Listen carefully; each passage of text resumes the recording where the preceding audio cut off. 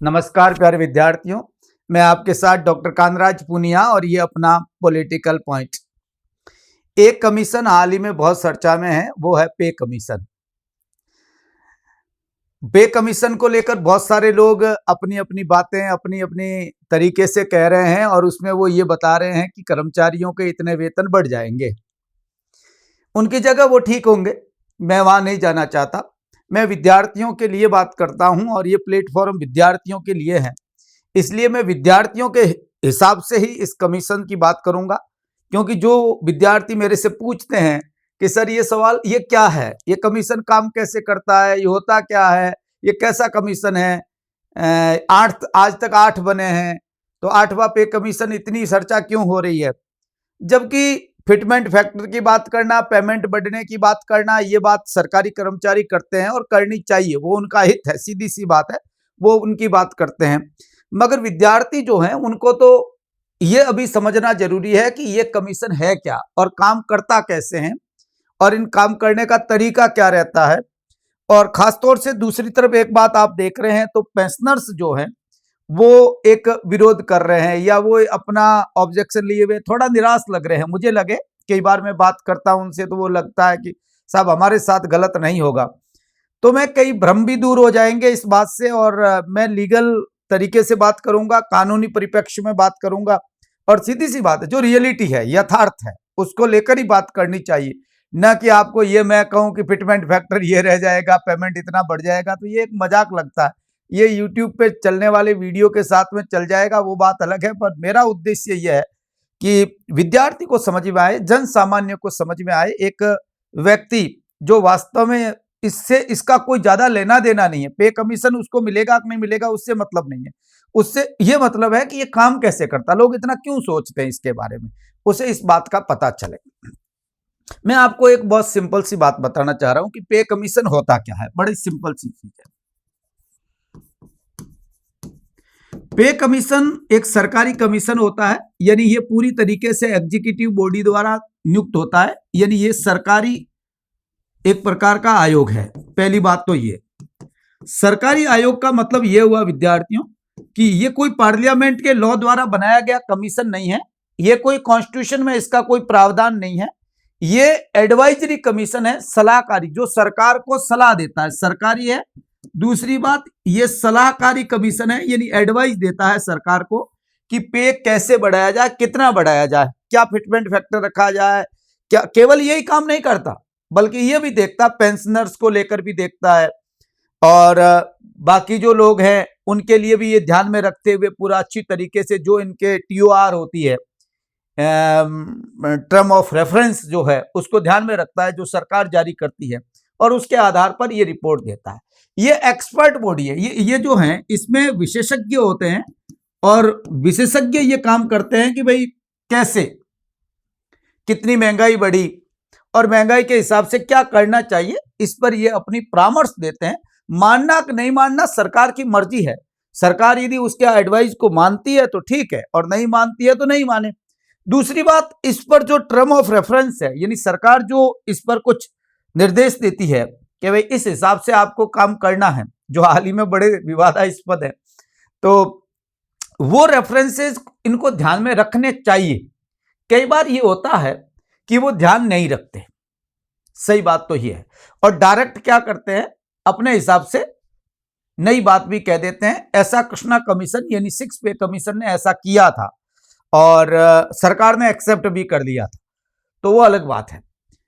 दूसरा, ये कौन गठित करता है, सरकार करती है। तो जो सरकार है अर्थात स्टेट गवर्नमेंट, यूनियन गवर्नमेंट अपना एक पे कमीशन बनाती है यूनियन कर्मचारियों के लिए और स्टेट गवर्नमेंट स्टेट के लिए बनाती है। उसी प्रकार यूजीसी के जो कर्मचारी हैं, जैसे कॉलेज प्रोफेसर्स वगैरह, ये जो लोग हैं, इनके लिए अलग पे कमीशन होता है, वो अपना बनाती है। बैंक वालों के लिए अलग होता है। और इस पे कमीशन के अंदर सेंट्रल के, और सेंट्रल का मतलब है सेंट्रल जितनी भी आर्मर्ड फोर्सेज एंड जितनी भी सेमी आर्मर्ड फोर्सेज कर्मचारी जो हैं, और उच्च न्यायालय और उच्चतम न्यायालय के भी जो अधिकारी कर्मचारी है वो भी इसमें रहते हैं, मगर कुछ शर्तों के अधीन रहते हैं, तो ये सब इसके अधीन आएंगे। ये पे कमीशन किसने गठित किया है, यूनियन ने किया। आज तक 8 पे कमीशन गठित हो चुके हैं, 8वां पे कमीशन अभी बनाया गया है। 3 नवंबर को जो वित्त मंत्रालय, ये कौन है? सरकारी है, इसलिए ये किसने गठित किया? आपने देखा है तो वित्त मंत्रालय गठित करता है। वित्त मंत्रालय का जो व्यय विभाग है उसके अधीन ये काम करता है, पूरी तरीके से सरकारी है। अब कई लोग ये सवाल करते हैं कि साहब ये इलेक्शन आता है तब करते हैं, इलेक्शन से पहले नहीं होता, यूं होता है। मैं आपसे कहना चाह रहा हूं, सरकार इलेक्शन से बनती है तो इलेक्शन का फायदा लेना कोई गलत बात तो है नहीं। भाई एक बात बताइए, दिल्ली इलेक्शन से पहले ये बात कही गई और बिहार इलेक्शन से पहले इसका गठन हो गया, तो इसका मतलब यह यूपी इलेक्शन से पहले रिपोर्ट आ जाए, कोई गलत तो है नहीं। अब इसमें गलत क्या है? सरकार जब बोर्ड से बनती है और तो सरकार अपने द्वारा गठित आयोग का फायदा क्यों नहीं लेगी? बेतुक की बात करने से कुछ लोग ऐसे फेंकते हैं जैसे लगता है कि भाई अपने आप में कोई मतलब प्लेटो फेंक रहा था ना, वैसे फेंकते हैं। ऐसे मत करिए, सरकारी है, सरकार को बेनिफिट लेना चाहिए और सरकार बेनिफिट के लिए ही अपना बेनिफिट क्यों नहीं लेगी? सरकार अपने आप को बनाए रखना चाहती है ना, तो वोट बैंक के लिए कुछ कर ले। तो मेरा ये मानना है कि ऐसा कुछ ये गलत या इस प्रकार की बातें जो लोग कर रहे हैं वो वास्तव में ये है कि फ्रस्ट्रेटेड ही दिखते हैं और कुछ नहीं लगते हैं। मुझे नहीं लगता, क्योंकि सरकारी है तो सरकारी। हाँ, कोई कॉन्स्टिट्यूशनल कमीशन हो, कोई स्टेचुरी कमीशन हो तो आप कहो साहब ये तो लॉ के तहत बनना चाहिए, गवर्नमेंट नहीं बना रही, तो एक बात समझ में आती। ये तो अपने आप में सरकार ही बना रही है, तो सरकार ही टर्म एंड रेफरेंस तय करेगी, सरकार ही रिपोर्ट को लागू करेगी, सरकार को ही बेनिफिट चाहिए, तो सरकार ऐसा करना कोई गलत, इलेक्शन से पहले करना बाद में करना, इस पर मेरी ख्याल से अपने को बात नहीं करनी चाहिए। कम से कम पढ़े लिखे लोगों को, हम लोग जो है पढ़े लिखे का मतलब यह है कि जो नेतागिरी नहीं करते हैं ना, बाकी सब नेतागिरी कर रहे हैं उनको बने करें, कोई मतलब नहीं, वो भी कर रहे हैं तो वो अपने हित के लिए कर रहे हैं, ऐसा कुछ नहीं। ये आप कहेंगे कि साहब ये 8वां पे कमीशन गठित हुआ है तो इससे पहले क्या सिस्टम था? एक मैं बहुत सिंपल बात बताना चाहता हूं। 1912 के अंदर एक सिविल सेवा सुधार को लेकर एक कमीशन का गठन हुआ था विद्यार्थियों, जिसका नाम था इस्लिंगटन कमीशन। इस्लिंगटन कमीशन नाम था, जिसने 2015 के अंदर रिपोर्ट दी थी, सिविल सेवा सुधार को लिए थी ये ना, ये खासतौर से उस समय जिसने ये कहा था कि परीक्षाएं भारत में होनी चाहिए और 50-50% रिजर्व होना चाहिए भारतीयों के लिए सीटें आईसीएस सर्विस में, जो सब ऑर्डिनेट एंड ऑफिसर सर्विस को ऐसे विभाजन करना चाहिए। ये बातें जो है वो इस्लिंगटन कमीशन ने बात कही। आपने पढ़ा होगा और नहीं पढ़ा है तो पढ़ना जरूर, क्योंकि ये जरूरी है। उस कमीशन ने विद्यार्थियों पहली बार ये बात कही कि जो सेवा में लोग हैं उनमें किस प्रकार से उनको वेतन मिले और इसके साथ सेवा की जो कंडीशंस है उसमें कैसे सुधार हो, इस पर पहली बार इस्लिंगटन कमीशन ने बात कही। इस्लिंगटन कमीशन की रिपोर्ट को ली कमीशन, जो बाद में आपको पता हमारे यहां पर यूपीएससी वगैरह बना, जो ये लोक सेवा आयोग वगैरह बने, तो ली कमीशन जो है उसने इस बात को एक्सेप्ट किया था। जब पहली बार भारत स्वतंत्रता से पहले यानी 1946 में एक कमीशन की बात आई, भाई क्या हो, तो ऐसे वो स्वतंत्रता से पहले बना था, इसलिए मैं आपको जानकारी के लिए बताना चाह रहा हूं। पहली बार एक कमीशन बनाया गया जिसको फर्स्ट पे कमीशन के नाम से आप जानते हैं, फर्स्ट पे कमीशन।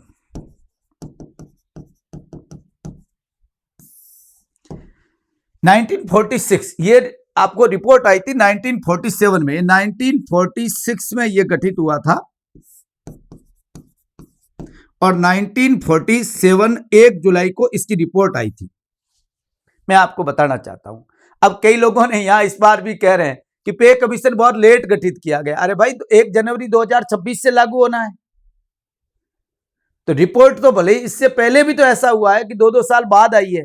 हाँ, 1 जनवरी 2026 से लागू होने की डेट इस ऑर्डर में जो गवर्नमेंट ने निकाला 8वें पे कमीशन में, इसमें पहली बार लिखी नहीं। तो सरकारी कर्मचारी बड़ा आज जो मीटिंग है उसमें ये बात आएगी भी, ऐसी बात नहीं है, पर कर्मचारी को लगता है कि ये सरकार देगी नहीं पे कमीशन, 1 जनवरी से नहीं मिलेगा। हर बार 1 जनवरी 2016 से मिला, 2006 से मिला, 96 में मिला, 86 में मिला, 76 में मिला, है ना। आपको पता है हर 10 साल बाद पे कमीशन गठित होता है, हर 10 साल बाद, है ना, ये 10 ईयर बाद ऐसा होता है, सरकार करती है, रिव्यू करती है अपनी पे को और देखती है कि किस प्रकार से पेमेंट बढ़ाया जाए, किस प्रकार से कर्मचारियों के साथ न्याय किया जाए, ये देखा जाता है। ठीक है ना। तो पहला पे कमीशन जब बनाया गया था, मैं सीधी उस पर बात करता हूं, एक एक बात आपसे समझाने की कोशिश करूंगा, लीगल तरीके से, बेसिक तरीके से आप समझे, ये कोशिश मेरी रहेगी। इस कमीशन के हेड बनाए थे विद्यार्थियों श्रीनिवास वरदाचार्य। श्रीनिवास, ये याद रखने वाली बात है विद्यार्थियों, आपको याद रखनी है। जो लोग यूं ही देख रहे हैं फिटमेंट फैक्टर के हिसाब से, उनको तो तरीका क्या है वो देख रहे हैं, तो उनके लिए बात नहीं कर रहा हूं। पर पहली बार जब कमीशन बना तो उस समय हमारे यहां पर पे मिल रहा था वो बहुत कम था, बहुत कम पेमेंट था। मैं आपको बता देता हूं, 5 रुपए, 2 रुपए, 3 रुपए। तो पहली बार इन्होंने ये तय किया कि जो पे मिल रहा है उस पे को 10 रुपए से बढ़ाकर न्यूनतम फोर्थ ग्रेड आदमी जो पे लेगा, फोर्थ ग्रेड के लिए 10 रुपए से बढ़ाकर उस समय पेमेंट कर दिया गया 30 रुपए। 30 रुपए, मगर इसके साथ इन्होंने डीए रखा था, 30 के साथ उन्होंने प्लस डीए रखा। तो उस समय फोर्थ ग्रेड कर्मचारी जो होता था उसको विद्यार्थियों उस पे कमीशन ने 55 रुपए देने की बात कही, 30 प्लस डीए, यानी टोटल उनको पेमेंट मिलता था। हो सकता है डीए रखे, ऐसे आपको पता है डीए मर्ज हो जाता है, अभी के हिसाब से मर्ज हो जाता, पहली बार जो था उसमें ऐसा किया गया। और उसमें सेकंड ग्रेड को क्या मिलेगा, तो उन्होंने कहा 35 रुपए से 60 रुपए तक सेकंड ग्रेड को मिलेगा। मगर हाईएस्ट पेमेंट तय किया गया कि 2000 रुपए, कैबिनेट सेक्रेटरी जैसे लोग हैं इनको 2000 से ज्यादा नहीं मिलेंगे। मैक्सिमम पेमेंट 2000 मिलता था उस समय, मैक्सिमम। ये मैं 19 जानकारी के लिए बात कर रहा हूं, इसमें कोई ये मत सोचिए कि ये आपको याद रखने के लिए मैं नहीं कह रहा हूं, या इस समझाने की कोई इसमें बात नहीं। इसमें सिंपल सी बात है कि पहले पेमेंट कितना मिलता था, कईयों के दिमाग में ये रहता है। तो एक कर्मचारी को पेमेंट मिलता था, ये ग्रॉस पूरा इतना बनता था उसका, जाके डीए वगैरह जोड़ के टोटल ये बनता था। ये ग्रॉस सैलरी होती है ना, उसके बाद उसमें आपको पता है कटता है, डीए जुड़ जाता है तो पूरी ग्रॉस हो गई, आपको पता है। ये बेसिक जो थी वो 30 रुपए मैक्सिमम बेसिक होगा, इससे ज्यादा फोर्थ ग्रेड की, और थर्ड ग्रेड, फर्स्ट ग्रेड, ऐसे आपको पता है। एक सेवा में भी हमारे यहाँ क्या है कि जातीय विभेद है, first grade, second grade, third grade, fourth grade. मैं इस बात का बहुत विरोधी हूँ, होना ही नहीं चाहिए। क्या फर्स्ट ग्रेड होता है, क्या फोर्थ ग्रेड होता है? सरकारी कर्मचारी कर्मचारी है और उसकी रेस्पॉन्सिबिलिटी है, बस उसके साथ वो काम करे। अफसर क्या होता है, कर्मचारी, हाँ ठीक है, अपना एक हायरार्की है, सिस्टम से अपन काम करें, ये बात ठीक है, मगर फोर्थ ग्रेड, थर्ड ग्रेड जैसी कैटेगरी नहीं होनी चाहिए। ये तो वैसा है जैसा ब्राह्मण, क्षत्रिय, वैश्य, शूद्र कभी हुआ करता था, वर्ण व्यवस्था, वो वर्ण व्यवस्था अपने सरकारी नौकरियों में लागू कर रखी है, जो कि किसी भी रूप में ठीक नहीं है, किसी भी रूप में ठीक नहीं है। मगर ये सोचता कौन है और कहे कौन इनको, और कहते हैं तो तय करने वाले अफसर हैं, तो अफसर अपने आप को फर्स्ट ग्रेड से नीचे उतरना नहीं चाहता। वो ये सोच रहा है कि मैं पता नहीं भगवान के घर से कोई खास करके आया हूं। नहीं, वो तुम्हारे माँ बाप के अच्छे कर्म थे कि तुम अफसर बन गए, तुम्हारी औलादे बनेगी तब पता चलेगा कि तुम्हारे कर्म कितने अच्छे हैं। मगर मैं उस पर डिस्कस अभी कभी करेंगे, अपन जनरली इस पर बात करें कि ये जो व्यवस्था है इसके तहत है। फिर सेकंड पे कमीशन बना, तो सेकंड पे कमीशन ने फिर तनख्वाह बढ़ाई। ये सेकंड पे कमीशन जो था, मैं आपको एक बहुत सिंपल कुछ बातें आपको पता होनी चाहिए। सेकंड पे कमीशन 1956 में, सीधी सी बात है, 1 जनवरी 1956 से लागू हुआ, परंतु इसका गठन हुआ था अगस्त 1957 में। अगस्त 1957 में गठित हुआ और इसकी रिपोर्ट आई थी 1959 में, और फिर इसने लागू किया 1 जनवरी। बैकडेट से लागू हो सकता है, कोई भाई कोई क्रिमिनल तो है नहीं, ये लागू नहीं होगा।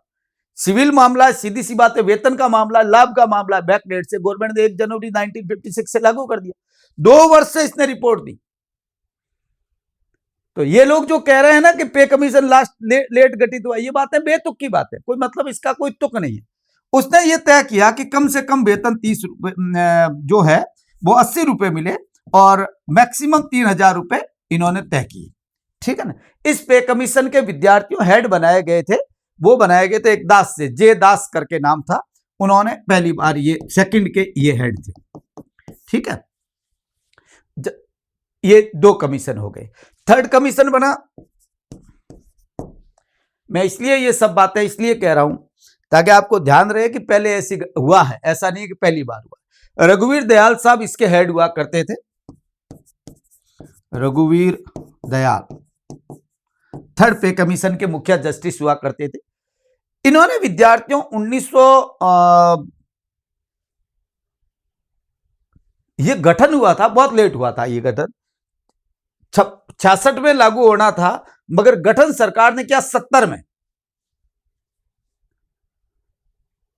क्योंकि उस समय कुछ सरकारें ऐसी स्थिति में रही मिलीजुली और मोरारजी देसाई वित्त मंत्री थे, कर नहीं पाए, और उसके बाद में 1970 में गठित हुआ। 73 में इसने अपनी रिपोर्ट दी,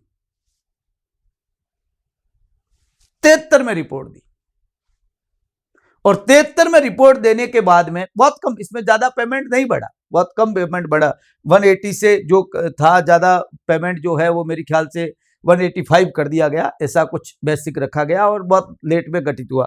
पर डेट से लागू हुआ वो डेट 1 जनवरी 66, मेरा कहने का मतलब ये, हर 10 साल बाद लागू हुआ, तो इस प्रकार से ये लागू होते रहे, उसमें कोई ज्यादा प्रॉब्लम हुई ऐसा कुछ हुआ नहीं। फोर्थ पे कमीशन गठित हुआ। फोर्थ पे कमीशन बहुत इंपॉर्टेंट कमीशन था। इस कमीशन का गठन हुआ था 1983 में, और 86 में इसने अपनी रिपोर्ट आई, और रिपोर्ट आने के बाद जब इसकी रिपोर्ट को लागू कर दिया गया तो 8,000 रुपए बढ़ाया गया था। पीएस सिंगल साहब करके थे, पीएस सिंगल, वो उसके हेड हुआ करते थे, और इस प्रकार से ये कमीशन गठित होते रहे, 4 तक तो आ गए। 5वां पे कमीशन बहुत इंपॉर्टेंट कमीशन था, और टाइम पे गठित हुआ।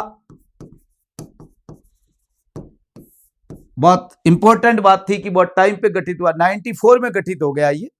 यहां से कर्मचारियों को ये लगने लगा कि रिपोर्ट टाइम पे आती है और कमीशन टाइम पे गठित हो जाते हैं। 97 में इसने अपनी रिपोर्ट दी, और 1 जनवरी 1996, हर 10 साल बाद, पांडियन साहब इसके हेड हुआ करते थे, R Pandian, justice R Pandian, बहुत चर्चा में रहे ये पांडियन साहब, तो इसके हेड हुआ करते थे।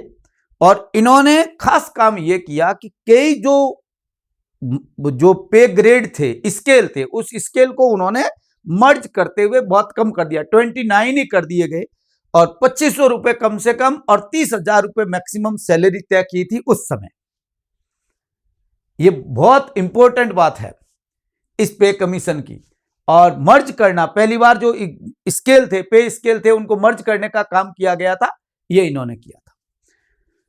लोगों के चर्चा में इलेक्शन कमीशन आया जब टीएन शेषन थे तब, और पे कमीशन आया जब छठा पे कमीशन बना तब।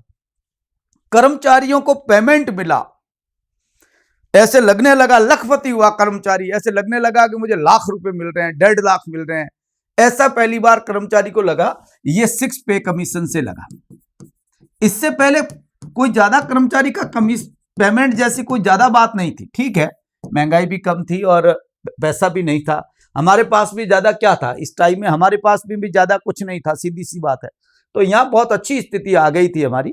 और बीएन श्री कृष्ण इसके थे, ये यहाँ से विद्यार्थियों थोड़ा सा ध्यान रखना, क्योंकि आपसे कई बार पूछ भी लेंगे कोई एग्जाम में, 6 पे कमीशन,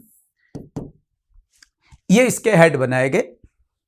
और इन्होंने बहुत बढ़िया तरीके से अवलोकन करने के बाद विद्यार्थियों, अक्टूबर, ये गठन हुआ था अक्टूबर 2006 में, जनवरी में लागू होता है, ध्यान रखिएगा, गठन हुआ था इसका अक्टूबर 2006 में, और 2008 में इसने अपनी रिपोर्ट दी थी, मगर रिपोर्ट लागू हुई वो 1 जनवरी 2016 से, सॉरी 2006 से, माफ करिएगा, है ना, 2006 से। ये हर 10 साल बाद होती है, इसमें आप समझ लीजिए, और हर 10 साल बाद गठित हुआ है, इसमें कोई शक रहा ही नहीं है।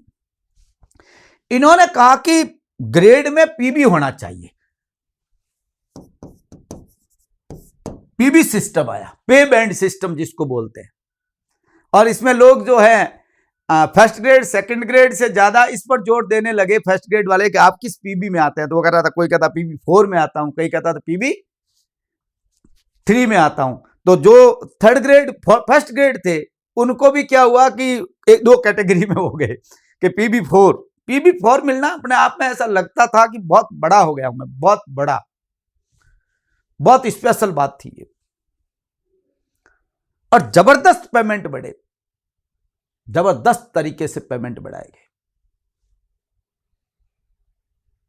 मनमोहन सिंह जी थे और उनको पता था कि कर्मचारियों को जितना वेतन ज्यादा मिलेगा उतना मार्केट बढ़िया चलता है। देखो इसमें कोई आप ये सोच रहे होंगे कर्मचारी कोई अपने हित के लिए पैसा नौकरी कर रहा है, पैसा लेगा, क्लियर बात है। हम इस बात के लिए जरूर उसको कह सकते हैं कि आप काम ठीक नहीं करते। हम ये नहीं कह सकते कि उनका आपको वेतन भी ठीक नहीं मिले। ये तो अपन कैसे कह सकते हैं, जो हम सब सरकारी कर्मचारी बनना चाहते हैं, तो हम कैसे कह सकते हैं। तो इसने बड़े जबरदस्त तरीके से पेमेंट को चेंज किया, न्यूनतम 7,000 और मैक्सिमम 90,000 तय किया और पेमेंट मिलने लगा। लोग मतलब डीए जोड़ने के बाद लोग लखपति हुए। पहली बार ये 6 पे कमीशन की खास बात थी।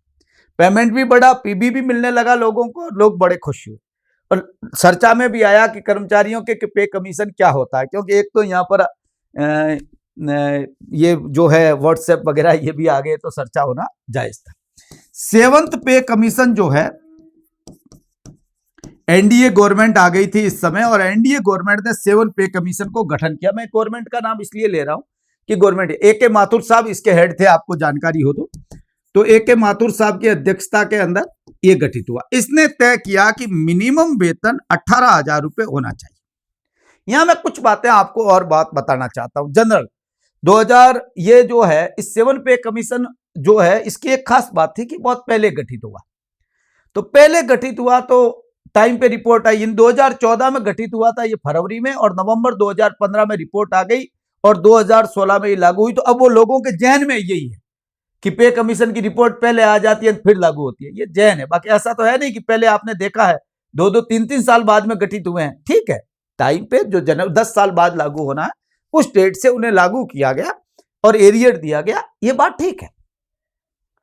पर इसको तो आपको पता पहले हो गया, तो अब लोगों को वो पहले वाला याद है, इसलिए वो कह रहे हैं पे कमीशन है, इसको 18 महीने क्यों रखा। ये 18 महीने ये बहुत खतरनाक है, इसमें सरकार ने कुछ गलत करेगी, पैसा पेमेंट देगी नहीं, ऐसा लोग सोचते हैं। देखो मैं ये मानता हूं इस सोच का कोई इलाज नहीं है, और इस प्रकार की बातें करना भी कोई मेरी ख्याल से ठीक बातें नहीं।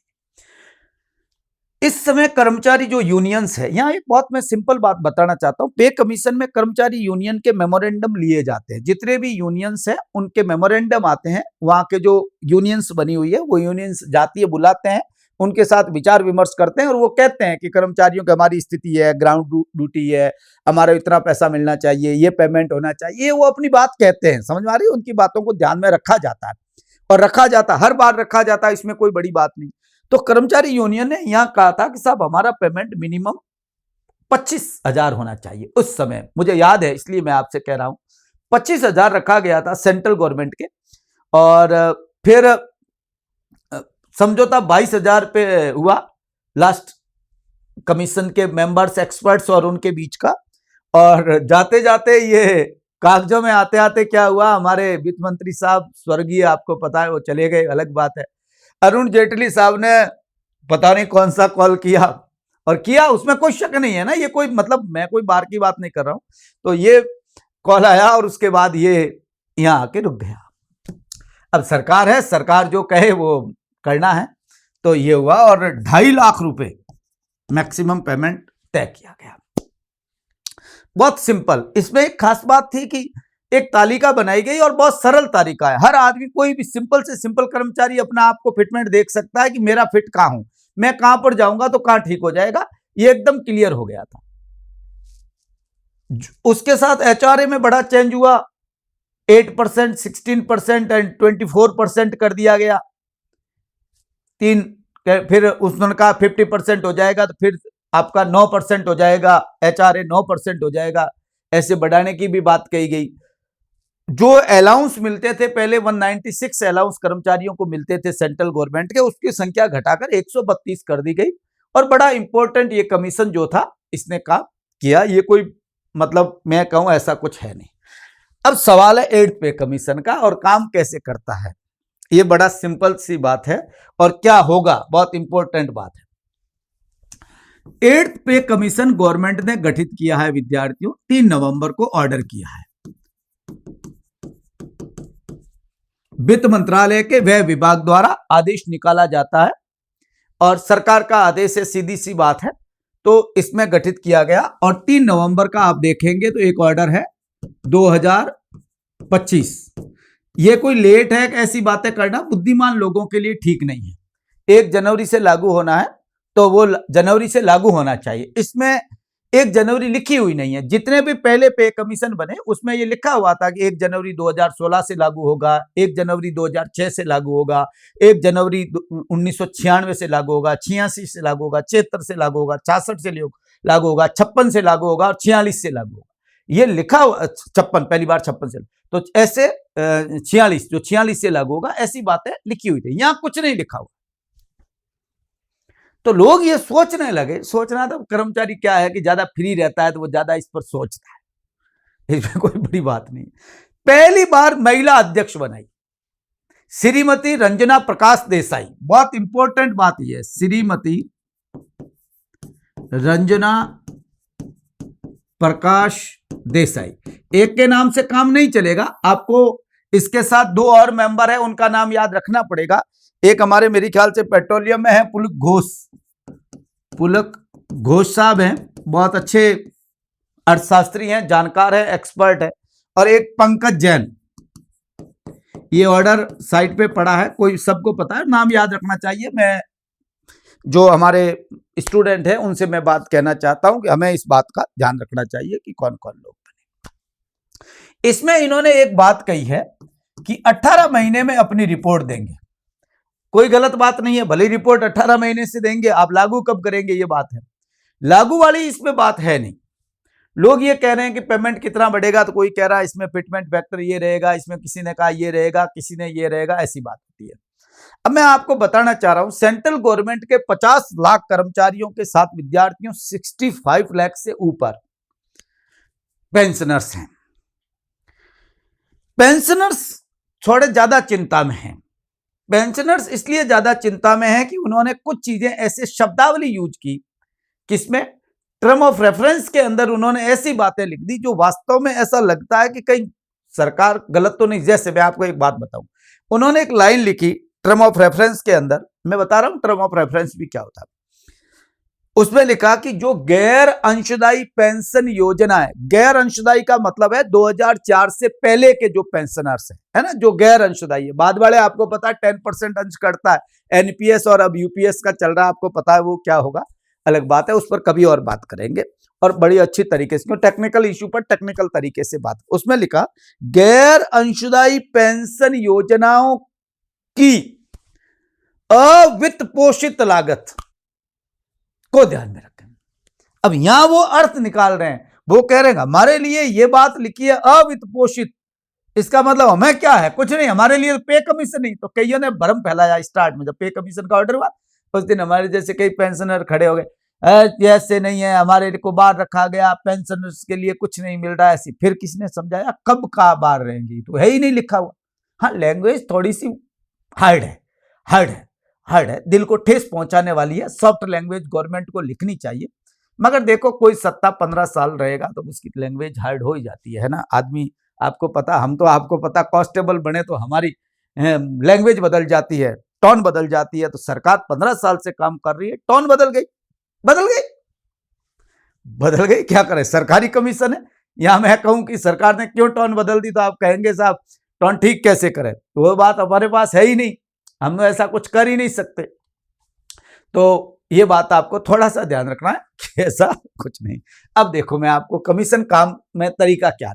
सबसे पहले गठन हो गया, कौन करता है, क्लियर, सरकार ने गठन किया, वित्त मंत्रालय के ऑर्डर से गठन। उसके बाद इनके लिए टर्म ऑफ रेफरेंस जारी होती है, ये सरकार जारी करती है। ये टर्म ऑफ रेफरेंस सरकार जारी करती है कब, जब पे कमीशन गठित करती है, तो कई बार उसके साथ जारी कर देती है और कई बार बाद में जारी करती है। मगर इस बार सरकार ने जारी कर दिया है, इसके साथ टर्म ऑफ रेफरेंस डाल दी गई है। किसको लेकर, वेतन, भत्ते, पेंशन, ग्रेजुएटी, प्रमोशन, पदोन्नति कैसे मिलेगी, सब भाई इस पर सब रिपोर्ट आएगी। तो ये जो है, इस पर टर्म ऑफ रेफरेंस बहुत अच्छी तरीके से गवर्नमेंट ने डालकर दे दिया है। अब इसमें क्या लिखा है, इसमें सरकार ने बहुत अच्छी तरीके से कुछ बातें लिखी। सरकार ने कहा कि हमारी आर्थिक स्थिति को आपको ध्यान में रखना है,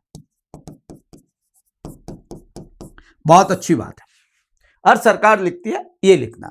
इसके साथ दूसरी बात उन्होंने लिखी, राजकोषीय अनुशासन। ये शब्द विद्यार्थियों आईएमएफ का है और वर्ल्ड बैंक जैसी ऑर्गेनाइजेशंस ये यूज करती है, और बड़ा गंदा शब्द है जो अपने तरीके से यूज करते हैं लोग। ये मतलब पूंजीवादी शब्द है जिसमें कोई शक नहीं है।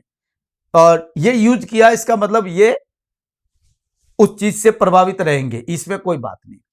विकास और कल्याणकारी योजनाओं का ध्यान रखें। सरकार जो योजनाएं चला रही है उसमें ऐसा नहीं है कि आप सब कर लें और पैसा मिले ही नहीं, इस बात का बहुत अच्छी तरीके से ध्यान रखें। ये पे कमीशन, 8th पे कमीशन के बाद में आपको पता है कि रिपोर्ट आएगी, उसके बाद स्टेट भी पे कमीशन बनाएगा और उस स्टेट के पे कमीशन में लगभग ये रिपोर्ट स्टेट के कर्मचारियों के लिए हूबहू रहती है, जरूरी नहीं, मगर उसका अनुगमन करते हैं, वैसे के वैसे करते हैं, लगभग। ये आप भी जानते हैं और मैं भी जानता हूं। वहां कुछ जो होते हैं सुविधाएं, वो छोटी मोटी आगे पीछे कर सकते हैं, बाकी कोई फर्क नहीं पड़ता। तो इन्होंने लिखा कि राज्य सरकारों का भी ध्यान रखें, ये बात अच्छे से कही। इसके बाद इन्होंने लिखा कि अडानी अंबानी का भी ध्यान नहीं लिखा, सॉरी, उन्होंने ये लिखा जो निजी क्षेत्र के अंदर काम करने वाला जो ढांचा है, खासतौर से निजी और पब्लिक, सेंट्रल पब्लिक यूनिट्स के साथ में निजी क्षेत्र में काम करने वाले लोगों के भी ढांचे का ध्यान रखें। भाई उन लोगों का ऐसा नहीं है कि आप पेमेंट इतना दे देंगे, उनसे वो फिर मांगने शुरू करेंगे हमें भी दो, तो प्रॉब्लम क्रिएट होनी है। तो ये आप थोड़ा सा ध्यान रखें।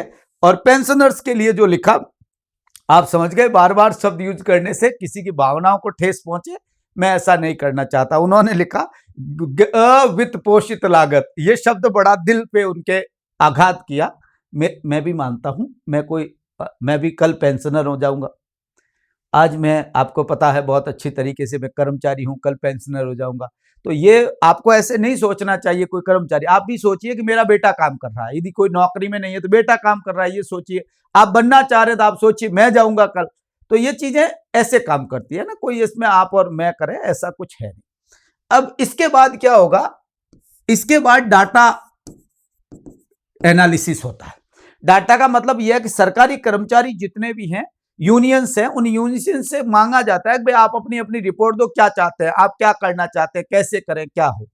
उस डाटा, उनके मेमोरेंडम आने के बाद में उस मेमोरेंडम पर विद्यार्थियों एनालिसिस होता है, ठीक है, उस पर डिस्कस होता है, विश्लेषण होता है, और उस विश्लेषण के आधार पर यह पे कमीशन अपनी रिपोर्ट बनाता है और रिपोर्ट बनाकर सरकार को देता है। यह सरकार की रिपोर्ट एक प्रकार से रिकमेंडेशन है, एक परामर्श है और कुछ भी नहीं है। रिकमेंडेशन जो देता है उसमें संशोधन सरकार कर सकती है, कोई, मैंने कहा कोई प्रॉब्लम नहीं। उस रिपोर्ट के आधार पर सरकार अपना फैसला करके उसको लागू करती, कैबिनेट में रखती है और कैबिनेट फिर उनको परमिशन दे देता है, तो क्लियर बात है, उसे लागू कर दिया जाता है। यह बड़ा सिंपल सा तरीका है जिस कमीशन के काम करने का, इस तरीके से कमीशन काम करता है। अब आप कहेंगे साहब ये बताइए, ये पे कैसे तय होता है, कैसे तय, लोग जो फिटमेंट फैक्टर की बात कर रहे हैं, पहले तो ये बताइए कि ये फिटमेंट फैक्टर क्या है। मैं बहुत सिंपल बात, कुछ चीजें मैं बड़ी साधारण तरीके से बात करता हूं। ये फिटमेंट क्या है, कैसे करता है, फिटमेंट होता कैसे है, ये फॉर्मूला क्या है, मैं आपको बताऊं। फिक्स करने के लिए या लिख दूं, फिटमेंट फैक्टर लिख दूं मैं, फिटमेंट फैक्टर है ना।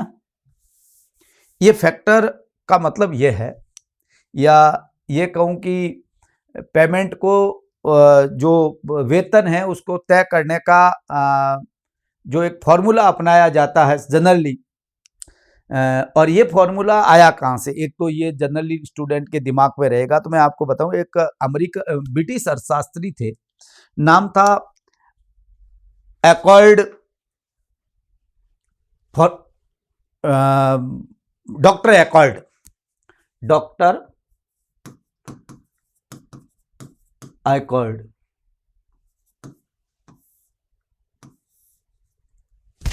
ये 19वीं शताब्दी, लगभग 19वीं शताब्दी में पैदा हुए आर्थिक सलाहकार थे ब्रिटिश सरकार के, और उन्होंने एक बेसिक चीज तय की गई, किस प्रकार से वेतन का निर्धारण किया जाए। ये केवल वेतन निर्धारण फॉर्मूला है, आइकॉर्ड फॉर्मूला है, वेतन निर्धारण का एक फॉर्मूला है और कुछ नहीं है, जिसको लोग फिटमेंट फैक्टर बोलते हैं। फिट किस पर होगा, उसका फॉर्मूला क्या रहेगा, इसको फिटमेंट फैक्टर बोलते हैं। कैसे निर्धारित होगा, तो इसमें यह लिखा गया कि जो पे है मिलेगी, बेसिक पे जो है, जो मिल रही है, जिस कर्मचारी को जितनी मिल रही है, उस बेसिक पे के अंदर आप फिटमेंट लगा दो। कैसे? जैसे मान लीजिए वो ये कह रहा है, ये फॉर्मूला ये कहता है कि जो मैं ये कैसे लगेगा ये मैं आपको बताना चाह रहा हूं जनरली। पहले थोड़े समझिए ये क्या है। मान लीजिए किसी भी कर्मचारी का बेसिक पे, बेसिक ग्रॉस नहीं, बेसिक आपका क्या है, वो 20,000 रुपए है, किसी का मान लेते हैं। तो उस पर आप यदि फॉर्मूला लगाते हैं 2.57, मैं मेरे हिसाब से बात कर रहा हूं, 87 लग जाए, मैं किसी को मना नहीं कर रहा हूं, है ना, और 47 लग जाए, मुझे कोई ऐतराज नहीं है, वो लगेगा। मैं कर्मचारी हूं इसलिए मुझे ज्यादा वेतन मिलेगा, मुझे खुशी होगी, व्यक्तिगत खुशी होगी, मगर सबके लिए तो मैं खुशी जैसी बात करने की स्थिति में नहीं हूं। तो क्या होगा, ये 20,000 को इतने गुणा करने के बाद में जो पेमेंट बढ़ेगा, जैसे 51,400 रुपए हो जाएगी, ये उसका बेसिक हो जाएगा। अब जब बेसिक हो जाएगा तब विद्यार्थियों एक ध्यान रखा जाएगा कि इसके अंदर जो डीए है वो मर्ज हो जाएगा। अब डीए 0 हो जाएगा और बाकी चीजें जैसे पे कमीशन कहेगा वैसे चलेगा। इसको कहते हैं एकॉर्ड फॉर्मूला। एकॉर्ड फॉर्मूला मैं इसलिए बता रहा हूं, आप कहेंगे साहब ये तो लोग कहते ही नहीं है, मैं इसलिए कहता हूं कि आप परीक्षा दोगे ना बेटा, ये फिटमेंट फैक्टर फॉर्मूला किसका है, तो एकॉर्ड का है। अंग्रेजी काल के अंदर अंग्रेजी आर्थिक वेतन विशेषज्ञ और अंग्रेजी सरकार के सलाहकार डॉक्टर एकॉर्ड द्वारा यह तैयार किया गया था, इसलिए इसको एकॉर्ड फॉर्मूले के नाम से जाना जाता है या फिटमेंट फैक्टर के नाम से जाना जाता है, जिसको यूज करती है सरकार लगातार पे फिक्स करने के लिए। केवल ये पेमेंट को फिक्स करने का ही तरीका है और कोई इसमें तरीका नहीं है, आप ये समझ लीजिए। इतना ही वेतन निर्धारण का फॉर्मूला है, डीए है, एचआरए है वगैरह है, इसके लिए ये कोई यूज नहीं किया जाता। ये केवल पेमेंट निर्धारण का ही फॉर्मूला है और कोई इस फॉर्मूले से और चीजों का इससे कोई लेना देना नहीं, केवल वहां तक ध्यान रहता है। अब आप कहेंगे साहब ये बताओ कि ये फैक्टर लगेगा कैसे। फैक्टर लगाने के लिए यह देखा जाता है कि महंगाई क्या है, और महंगाई के लिए एक तरीका अपनाया जाता है विद्यार्थियों, वो यह अपनाया जाता है जो सरकार आंकड़े जारी करती है, जिसको बोलते हैं सीपीआई या बोलते हैं उपभोक्ता मूल्य सूचकांक। एक नाम आपने सुना होगा, उपभोक्ता मूल्य सूचकांक।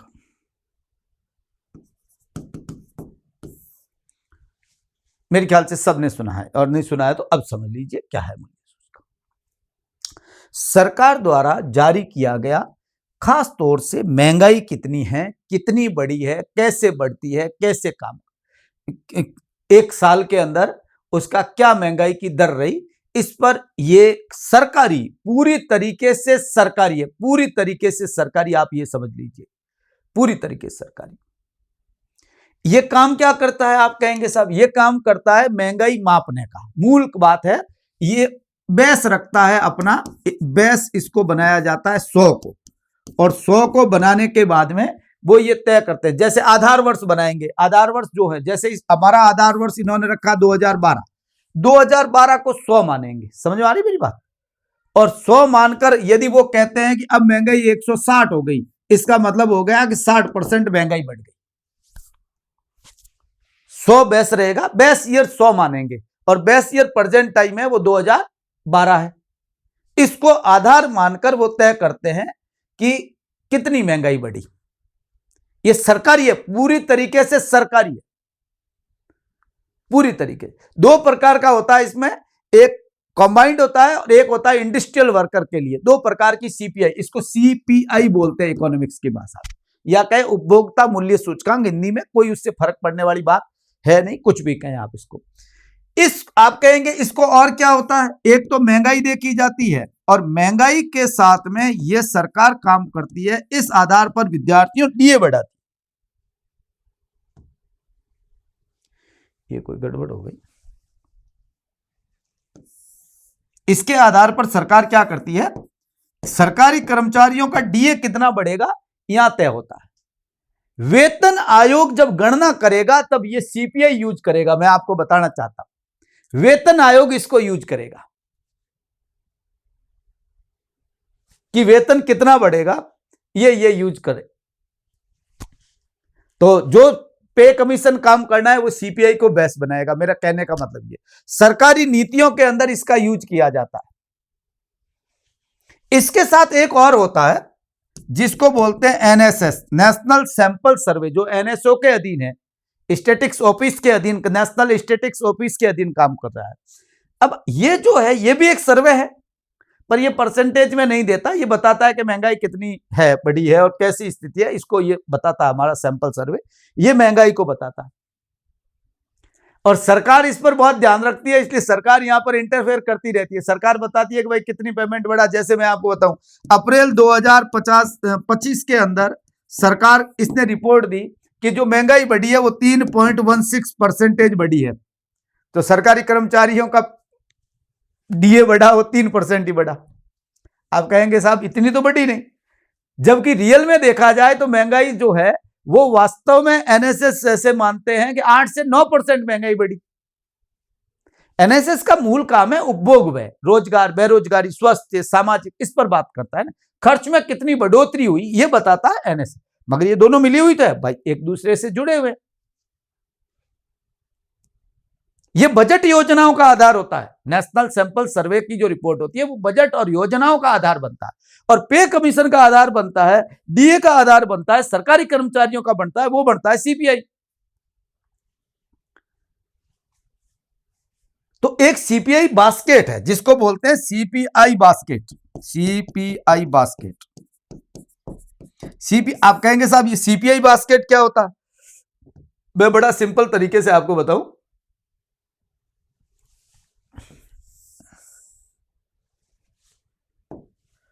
ये बास्केट है, इसके अंदर कुछ चीजें रखी जाती है। मानते हैं एक आदमी क्या खाता है, क्या पीता है, कितना खर्च होता है, इस बात को देखने का एक तरीका है जिसके अंदर कुछ चीजें रखेंगे। जैसे मैं घर के अंदर यूज कर रहा हूं तो क्या खाता हूं, तो मेरे को ये ध्यान रखेंगे भाई कपड़ा पहनता है, खाना है, किराया है, परिवहन है, किराया है, परिवहन है, ये चीजें, बिस्किट का पैकेट है, मोबाइल रिचार्ज है। इस बार बढ़ गया भाई, क्लियर बात है। अब लोग कहते हैं फिटमेंट फैक्टर कम रहेगा, मैं तो सोचता हूं ज्यादा रहना चाहिए क्यों, खर्चा बढ़ा है।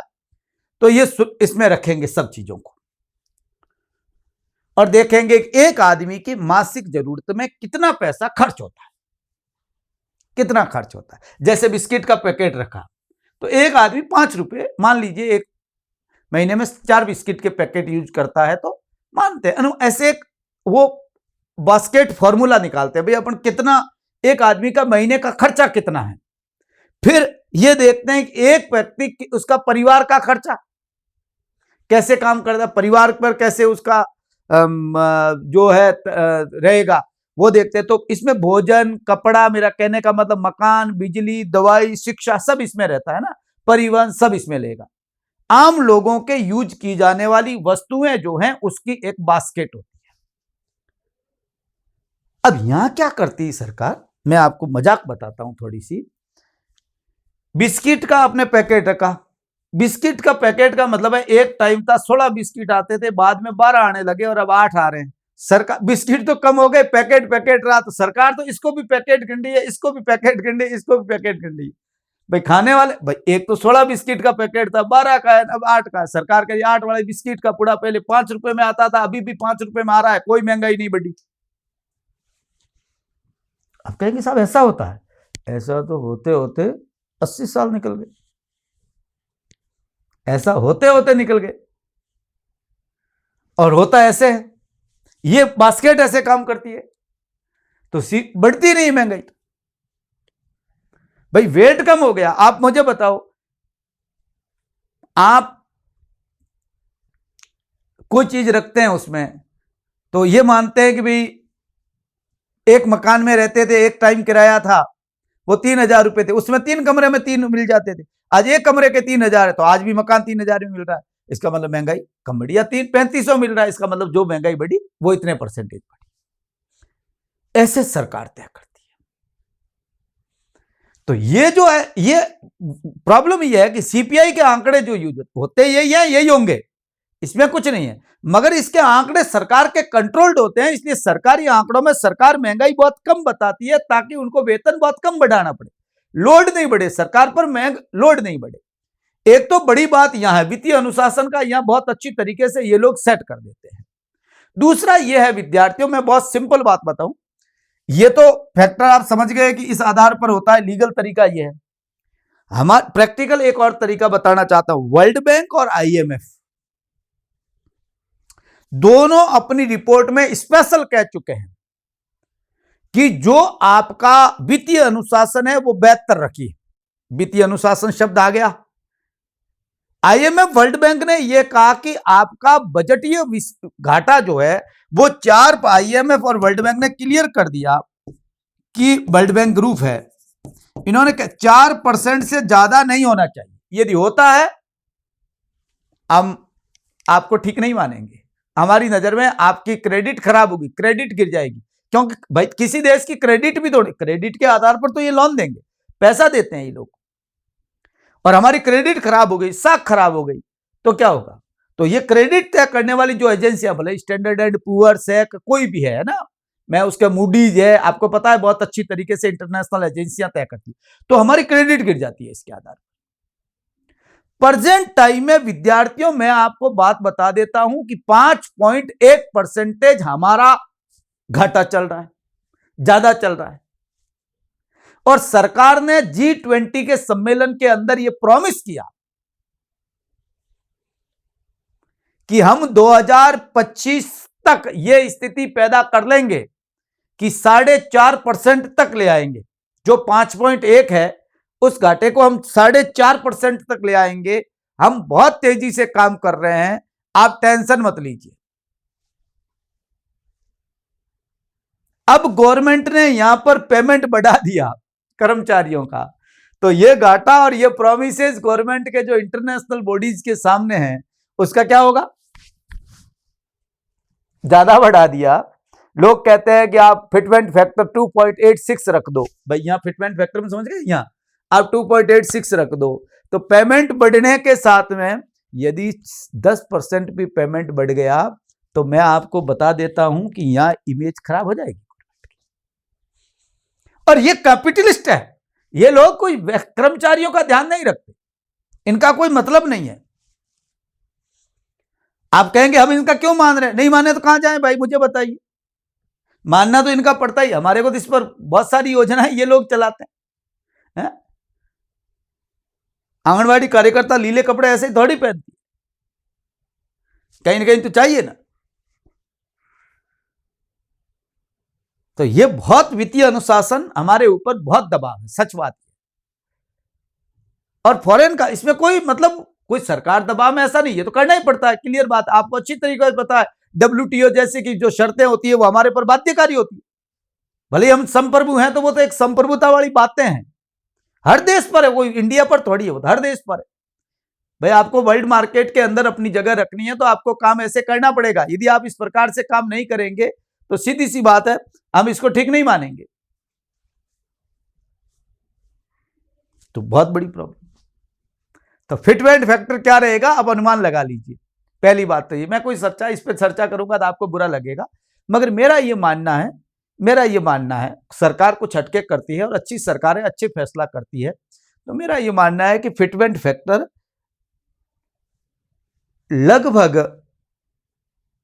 2.47 से लगाकर 8.7 तक रह सकता है।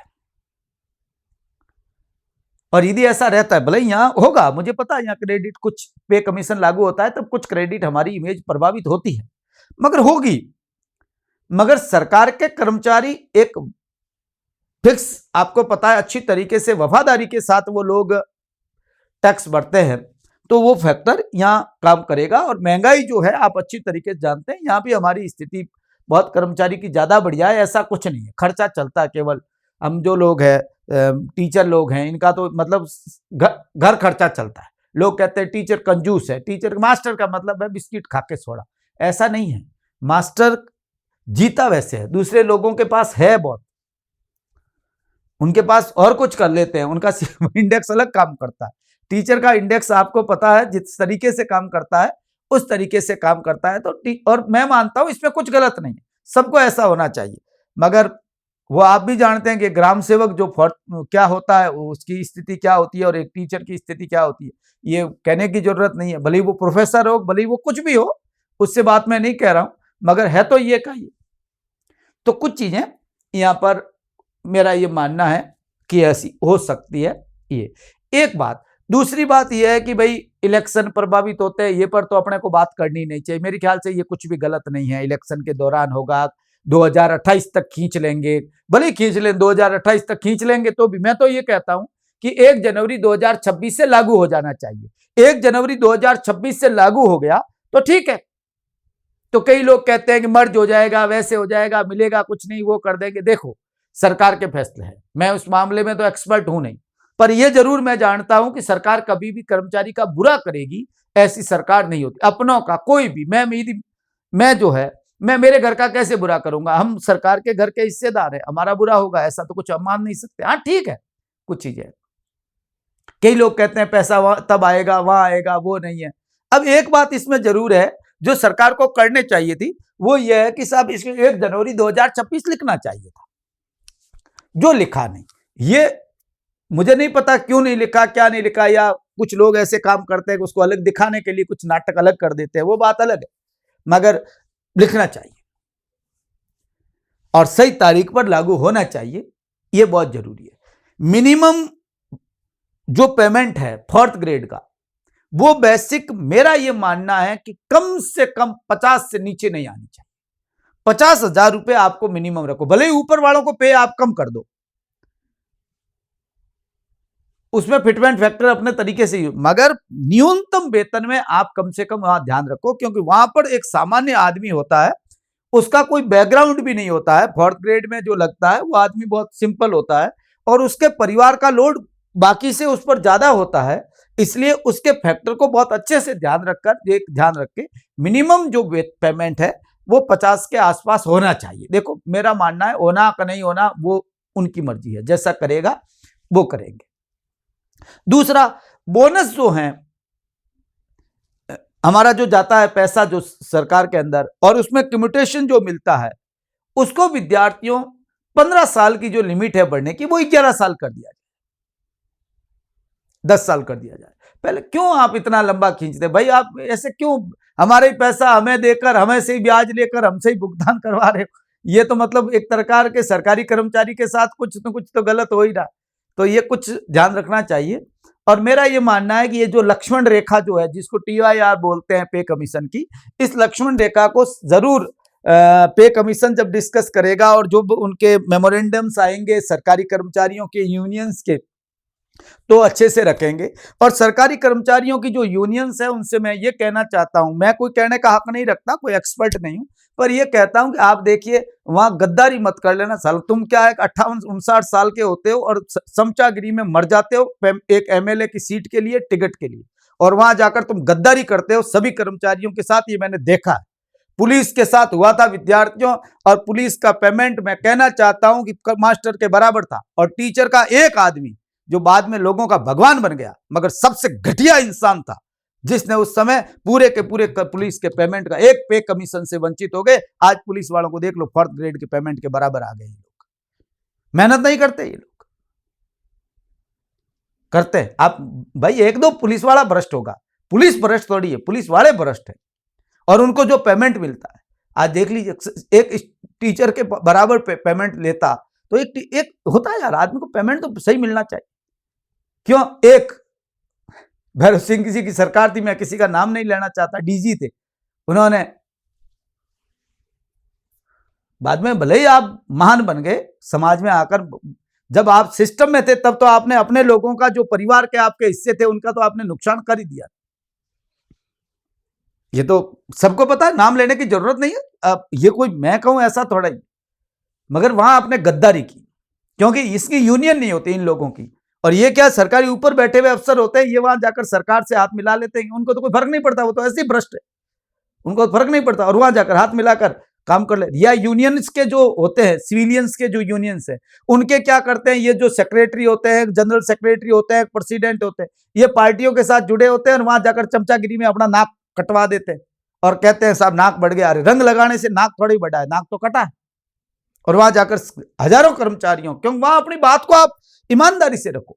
ठीक है, हम भाई आप किसी सरकार के साथ विश्वास करते हैं, ठीक बात है, मगर ऐसे तो मत करिए कि उन लोगों के साथ बुरा हो जाए। ये कभी नहीं करना चाहिए। देखो मेरा एक मानना है, बाकी तो मर्जी उनकी है, जैसे वो करेंगे। तो बहुत अच्छी तरीके से आपको ध्यान रखना है ये कैसे काम करेगा, डाटा कैसे, जो डाटा है वो इफेक्टिव रखा जाए इन पे कमीशन के सामने, उसी डाटा का एनालिसिस होता है तो सीधी सी बात है आपका पेमेंट। दूसरा जो आपका डीए वगैरह है उसको कैसे, क्योंकि 50% पर था कि आपको डीए में मर्ज कर दिया जाएगा, तो उसका फिटमेंट फैक्टर पर असर रहना चाहिए। मिनिमम सैलरी को बहुत अच्छी तरीके से ध्यान रखा जाना चाहिए। भत्ते हैं, अलाउंस है, वर्क कंडीशन है, ध्यान रखकर काम करना चाहिए। और पेंशनर्स जो हैं वो भी एक हमारे पार्ट है, और हम ही वो पेंशनर्स हैं, हमारा भविष्य वो पेंशनर्स है, हमारे बाप दादों का अतीत था वो, सीधी सी बात है। तो उसका भी हमें ऐसा नहीं है कि नजरअंदाज किया जाए।